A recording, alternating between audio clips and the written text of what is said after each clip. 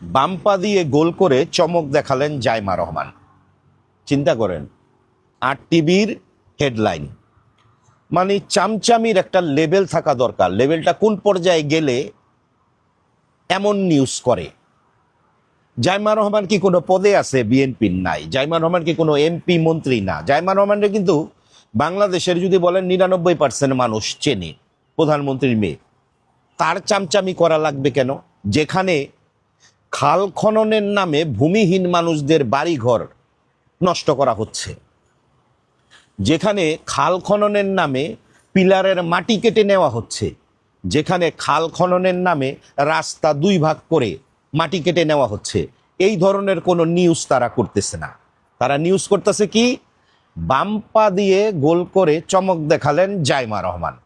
মানে তেল মারার একটা লিমিট দেখেন। পৃথিবীর বুকেই প্রথম ৪ কিলোমিটার পাকা